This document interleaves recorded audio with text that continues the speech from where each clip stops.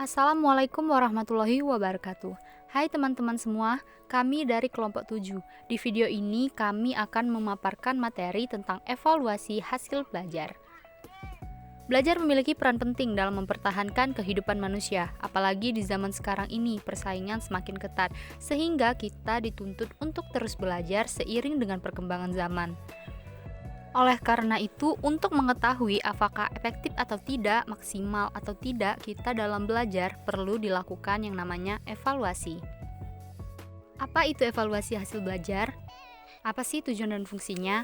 Apa saja aspek yang akan dievaluasi, serta bagaimana caranya untuk mengevaluasi hasil belajar? Nah, untuk menjawab pertanyaan itu semua, silahkan simak video ini sampai akhir ya. Secara etimologi, evaluasi berasal dari bahasa Inggris, yaitu evaluation, dari akar kata value yang berarti nilai atau harga. Nilai dalam bahasa Arab disebut al-qiyamah atau al-takdir, yang bermakna penilaian atau evaluasi. Sedangkan secara harfiah, evaluasi pendidikan dalam bahasa Arab sering disebut dengan al-takdir al-tarbiyah, yang diartikan sebagai penilaian dalam bidang pendidikan atau penilaian mengenai hal-hal yang berkaitan dengan kegiatan pendidikan. Evaluasi pembelajaran adalah proses untuk menentukan nilai belajar dan pembelajaran yang dilaksanakan dengan melalui kegiatan penilaian atau pengukuran belajar dan pembelajaran. Tujuan dari evaluasi adalah untuk mendapatkan informasi yang akurat mengenai pencapaian tujuan.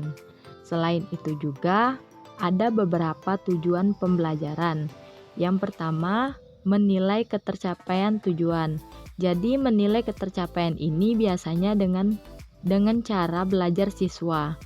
Yang kedua, mengukur macam-macam aspek pembelajaran yang bervariasi. Jadi belajar juga dapat dikategorikan sebagai kognitif, afektif, dan psikomotorik. Yang ketiga, memotivasi belajar siswa. Dengan adanya motivasi belajar, dapat menimbulkan semangat atau dorongan dalam belajar. Yang keempat, menjadikan hasil evaluasi sebagai dasar perubahan kurikulum. Hal ini dikarenakan dengan evaluasi itu merupakan bagian dari instrusional. Di samping itu juga, instrusional ini dengan kurikulum sangat berkaitan. Selanjutnya, fungsi evaluasi. Dengan mengetahui tujuan evaluasi ditinjau dari berbagai segi dalam sistem pendidikan, maka dengan cara lain dapat dikatakan bahwa fungsi evaluasi ada beberapa hal. Yang pertama, evaluasi berfungsi selektif. Dengan mengadakan evaluasi guru, dapat mengadakan seleksi pada siswanya dengan tujuan untuk memilih siswa yang dapat diterima di sekolah. Yang kedua, evaluasi berfungsi diagnostik. Jadi, apabila alat yang digunakan dalam evaluasi cukup memenuhi persyaratan, maka dengan melihat hasilnya, guru akan mengetahui kelemahan siswa. Yang ketiga, evaluasi berfungsi sebagai penempatan. Nah, jadi dapat kita menentukan dengan pasti di kelompok mana seorang siswa itu harus ditempatkan. Yang keempat, evaluasi berfungsi sebagai pengukuran keberhasilan. Fungsi ini dimaksudkan untuk mengetahui sejauh mana suatu program berhasil diterapkan. Oke, baiklah, langsung saja kita masuk ke materi ragam alat evaluasi. Nah, ragam bentuk alat evaluasi ini secara garis besar terdiri atas dua macam bentuk, yaitu ada bentuk objektif dan bentuk subjektif. Nah, bentuk objektif biasanya itu diwujudkan dalam bentuk-bentuk seperti alternatif jawaban, pengisian titik-titik, dan pencocokan satu pertanyaan dengan pertanyaan lainnya. Bentuk ini biasanya juga disebut sebagai tes objektif, yakni tes yang jawabannya itu dapat diberikan skor nilai secara lugas atau seadanya menurut dan sesuai pedoman yang sudah ditentukan sebelumnya. Sedangkan bentuk subjektif adalah pengukur prestasi belajar yang jawabannya itu tidak ternilai dengan skor atau nilai pasti, seperti yang digunakan untuk evaluasi objektif. Hal ini disebabkan banyaknya ragam gaya jawaban yang diberikan oleh para siswa. Instrumen evaluasi mengambil bentuk essay examination, yakni soal ujian mengharuskan siswa untuk menjawab setiap pertanyaan dengan cara menguraikan atau dalam bentuk karangan bebas. Macam-macam bentuk evaluasi. Yang pertama ada pretest dan posttest. Pretest adalah kegiatan yang dilakukan oleh pengajar setiap ingin memulai penyajian pelajaran atau materi baru, yang bertujuan untuk mengidentifikasi taraf pengetahuan siswa terhadap bahan yang akan disajikan. Sedangkan kalau post-test adalah kegiatan yang dilakukan oleh pengajar yang dilakukan di setiap akhir penyajian pelajaran atau materi yang telah disampaikan, yang tujuannya untuk mengetahui taraf penguasaan siswa terhadap materi yang telah disajikan atau diajarkan. Yang kedua adalah evaluasi prasyarat. Evaluasi prasyarat adalah sama dengan pretest yang tujuannya untuk mengidentifikasi siswa terhadap materi lama yang mendasari materi baru yang telah diajarkan.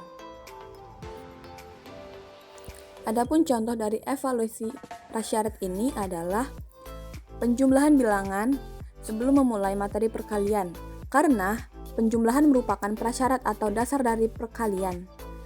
Selanjutnya yaitu ada evaluasi diagnostik.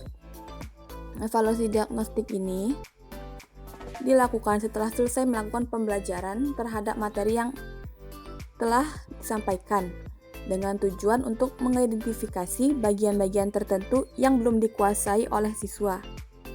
Pada instrumen evaluasi ini, menitik beratkan pada bahasan tertentu yang dipandang sulit bagi siswa. Selanjutnya ada evaluasi formatif.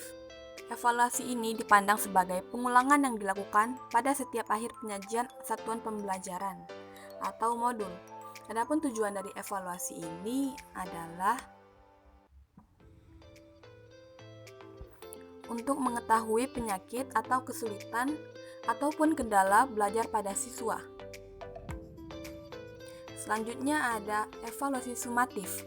Evaluasi ini dapat dianggap sebagai pengulangan umum yang dilakukan untuk mengukur kerja akademik atau prestasi belajar siswa pada akhir masa pelaksanaan periode pengajaran. Evaluasi berbagai ranah psikologis, yaitu evaluasi prestasi belajar baik pada anak, remaja, ataupun dewasa. Pada dasarnya akan menyentuh 3 ranah psikologis, yaitu ranah kognitif, ranah afektif, dan ranah psikomotor. Yang pertama ada ranah kognitif. Setiap evaluasi yang dilakukan rata-rata untuk mengetahui kemampuan analisis dan sintesis siswa. Adapun juga cara-cara yang dilakukan seperti yang sudah kita bahas tadi, walaupun kadang masih terjadi subjektivitas dalam penilaian. Yang kedua, ada ranah efektif. Evaluasi dilakukan untuk mengetahui sejauh mana kemampuan siswa dalam menginternalisasi dan karakterisasi hasil belajarnya. Karena kedua jenis prestasi ranah rasa itulah dianggap lebih banyak mengendalikan sikap dan perbuatan siswa. Yang ketiga, ada ranah psikomotor. Evaluasi yang dilakukan bertujuan untuk mengetahui sejauh mana keberhasilan hasil belajar siswa yang dilihat dari psikomotornya, yang mana kesemuanya itu bertujuan untuk menjadi siswa memiliki dan memahami akan kemampuan kognitif, efektif, psikomotor yang dimilikinya. Itulah materi yang dapat kami sampaikan. Terima kasih. Wassalamualaikum warahmatullahi wabarakatuh.